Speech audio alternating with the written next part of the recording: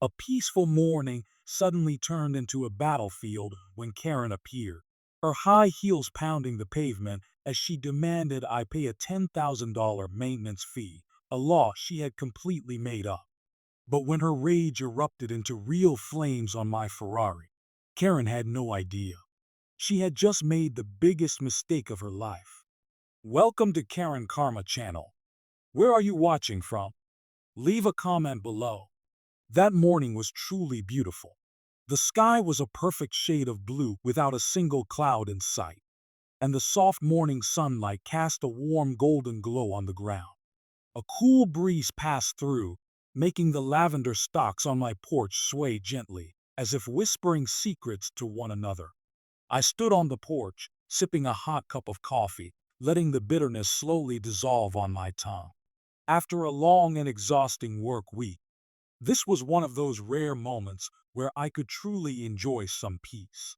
No back-to-back meetings, no ringing phones, just me, the aroma of coffee, and a quiet morning. In the driveway, my sleek, red Ferrari sat parked neatly in its spot.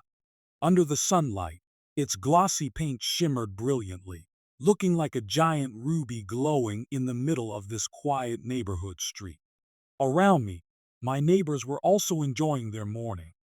Old Tom was diligently watering his rose bushes. Mrs. Linda was out walking her fluffy white poodle, and the Jackson kids were giggling as they rode their tiny bikes up and down the sidewalk. Everything was perfect until she showed up. The sharp clack of high heels echoed rapidly against the pavement, urgent like the beat of war drums. A heavy-set figure emerged at the end of the street. Whitmore, the Karen of our neighborhood. Dressed in a tight, hot pink dress, her face permanently twisted into a scowl, she marched toward me like a bullet shot from a gun. In her hand, she clutched a thick stack of papers and a red pen, resembling an executioner holding an eviction notice. You, Daniel Thompson, get down here right now. I raised an eyebrow, calmly taking another sip of coffee. Another one of her ridiculous schemes, no doubt. What is it this time, Whitmore? I asked, my voice as casual as if we were discussing the weather. The new neighborhood law. You own too many cars. According to regulations, you must pay a $10,000 road maintenance fee. If you don't, I'll take you to the neighborhood council. I chuckled softly. 10 grand. Quite the nice round number. Yet another new law I'd never heard of. Oh, is that so? I've never heard of such a fee. Could you show me the exact section where this is stated? I asked, deliberately feigning confusion. There's no need to see it. I am the law. I represent this neighborhood, she declared, her face lifted with self-importance. By now, the neighbors had begun pausing their activities, their curiosity piqued. Well, if it's really a law, then I'll pay it. I shrugged, my tone calm, but laced with subtle challenge. I just need to make sure it actually exists, and wasn't just made up by someone. Karen's face paled for a brief moment, but she quickly recovered, her aggression returning full force. You, you dare question me? A murmur spread through the growing crowd. Huh? Why doesn't she have any official legal documents? Could she be making this up just to make money? Last time, she also made up that ridiculous autumn leaf raking rule. It's not that I don't believe her. I just like everything to be clear. I crossed my arms, my sharp gaze locking onto Karen. If this is a real law, then there must be a written document for reference. Karen tightened her grip on the stack of papers in her hands, her face shifting from pale white to bright red. She was losing, and she knew it. But if there was one thing I had learned from my past encounters with her, it was that Karen never backed down easily. Fine. If you refuse to pay, I'll rally the entire neighborhood to ban you from parking here forever, she snapped, glaring at me and pointing toward my Ferrari. I calmly lifted my coffee cup, took another sip, and smiled. Oh, in that case, I could also rally the entire neighborhood to replace our representative. Let's see who's more persuasive, shall we? Karen stood frozen in place, her face twisted as if someone had just punched her in the stomach. I had never seen her this silent for so long. I don't need documents. Just keep being stubborn and see what happens. She suddenly screamed as if she wanted the entire world to hear her. I ignored her. Having no other choice, Karen spun around and stomped off, her heels striking the pavement with such force it seemed like she wanted to crush every single brick beneath her feet.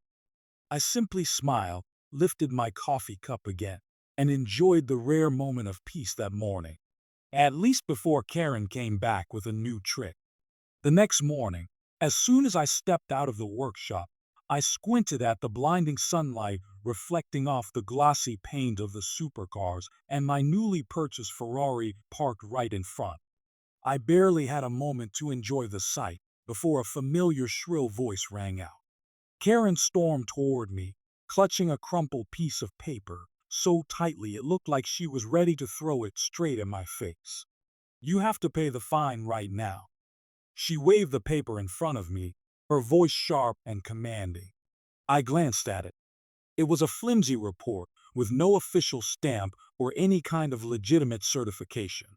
Clearly, it was a hastily written scrap meant to scam money. "Do you think I'm stupid enough to believe this?" I scoffed, crossing my arms while my eyes swept over her flushed, angry face. "I'll say it again. I am the law, and you must obey," Karen hissed, clenching her fists.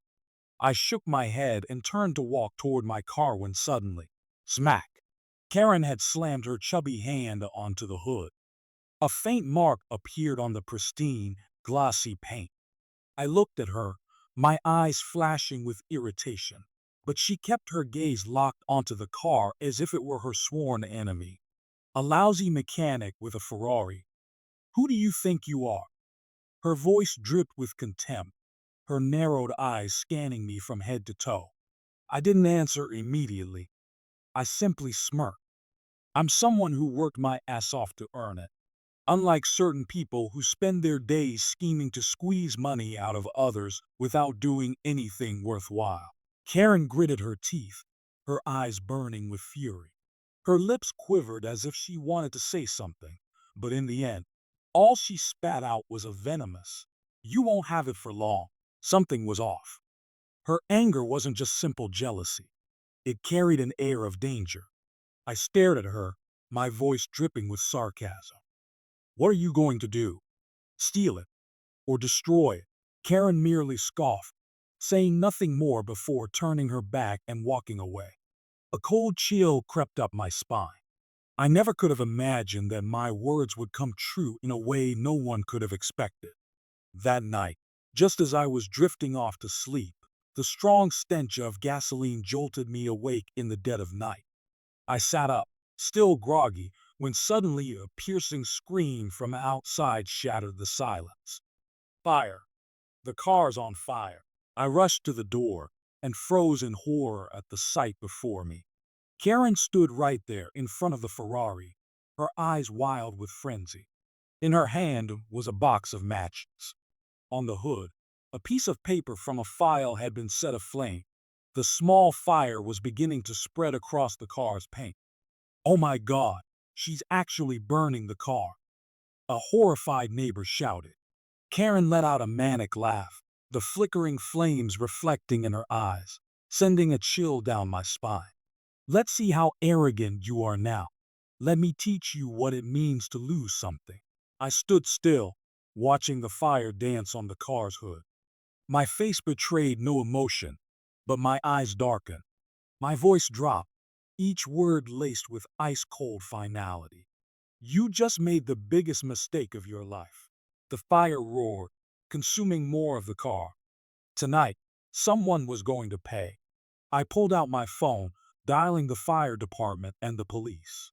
My voice was calm, metallic, and devoid of warmth. "This is Daniel Thompson.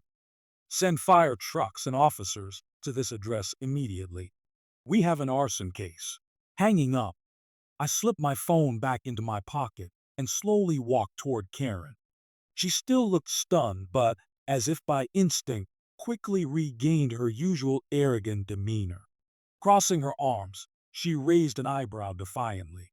I'm merely enforcing whole regulations. I warned you multiple times about those damn cars. I'm just doing my duty. I chuckled, but it wasn't the kind of laughter that signaled amusement. It was the laugh of someone who knew they had already won.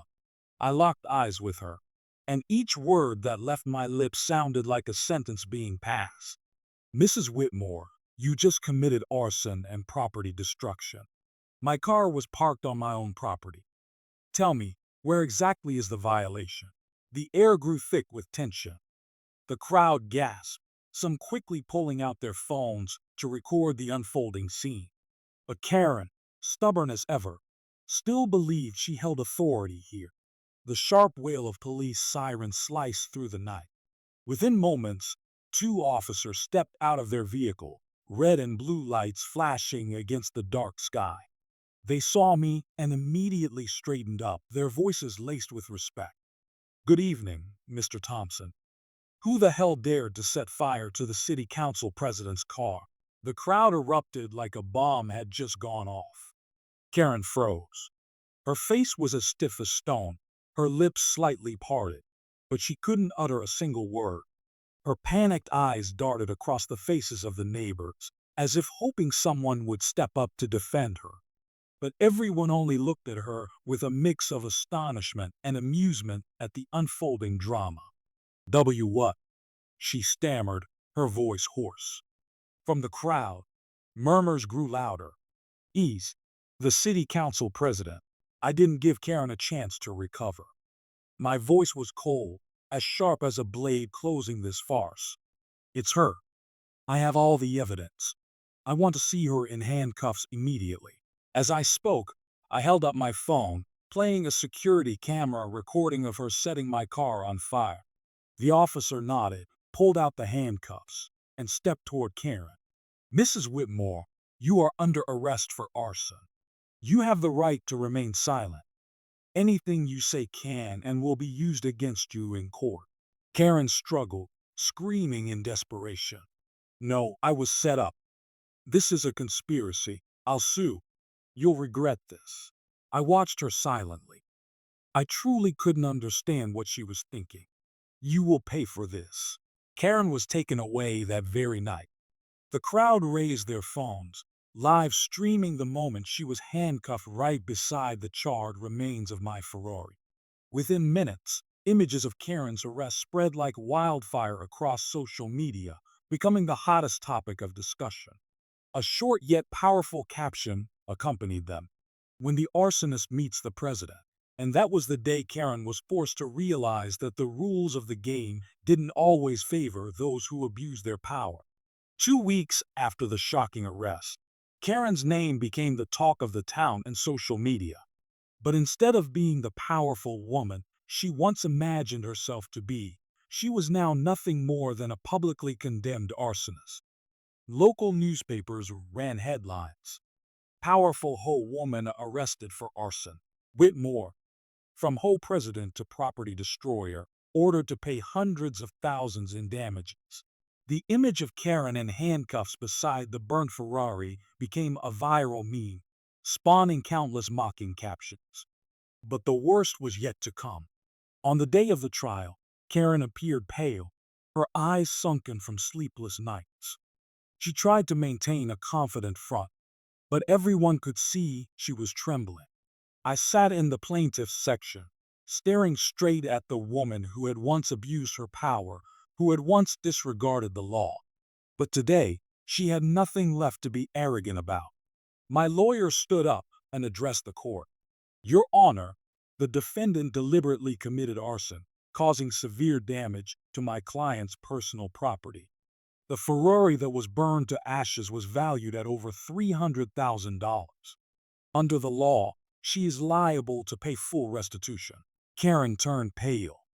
She stammered in protest. I don't have that amount of money. I can't afford to pay. The judge looked at her with cold eyes, his voice firm. Then you must find a way to pay. Otherwise, you will face a harsher punishment. Karen collapsed into her chair, Her hands clenched so tightly that her nails dug into her skin, turning it white. She had no other choice.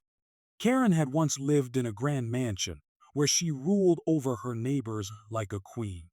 But now, that very house had to be sold to pay for the consequences of her reckless actions. A month after the trial, a for sale sign was placed right in front of Karen's mansion. The neighbor she had once oppressed now stood watching with gloating expressions. One man shook his head and mocked. She once made me repaint my fence just because it was a little old. Now, she doesn't even have a fence to stand behind anymore. No one wanted to help Karen. No one stepped forward to buy the house at a high price. In the end, she was forced to sell the mansion at a loss to gather enough money for compensation. When the new owners moved in, Karen left the neighborhood in silence. No one saw her off. At last, it was all over. I stepped out of the courtroom and took a deep breath. The air seemed fresher today. No more arrogant threats. No more overbearing dominance from someone who thought she was above everyone else. Karen had finally received the consequences she deserved. Has your life ever been disturbed by a troublesome neighbor like Karen? Leave a comment and don't forget to like and subscribe to Karen Karma.